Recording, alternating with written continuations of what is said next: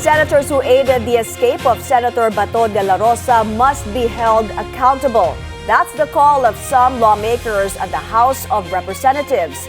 May live report si Isaiah Mirafuentes mula sa Batasang Pambansa. Isaiah, mas maingay na ngayon ang panawagan na pati daw si Senator Robin Padilla ay dapat kasuhan especially after CCTV footage showed that kasama siya noong lumabas si Senator Bato from the Senate noong Huwebes.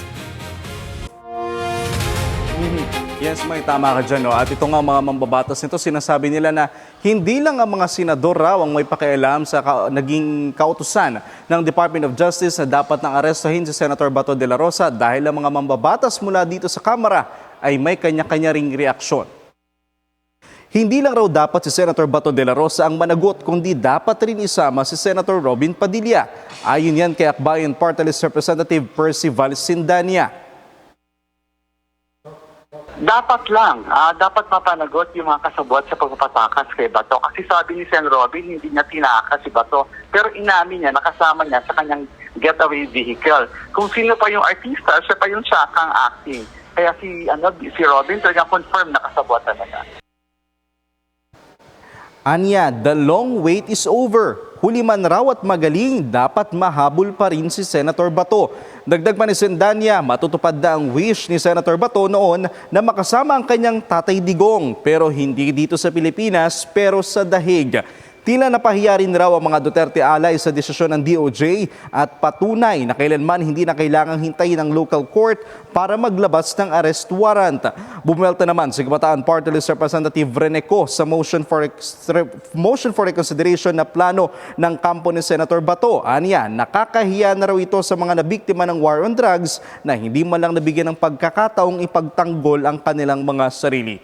May hanggang sa mga oras na ito, patuloy pa rin tayong kumakalap ng mga opinyon mula naman doon sa mga kilalang Duterte allies mula dito sa House of Representatives. Pero base may dun sa mga nakausap nating mga mambabatas, iisa ang kanilang panawagan. Dapat nang kumilos ang law enforcement at hanapin na si Senator Bato de la Rosa. May. Isaiah, may reaction or comment ba sila doon sa mga nagsasabi, yung mga legal stalwarts and even former justices na pwede daw ang citizens arrest dito sa kaso ni Senator Bato de la Rosa?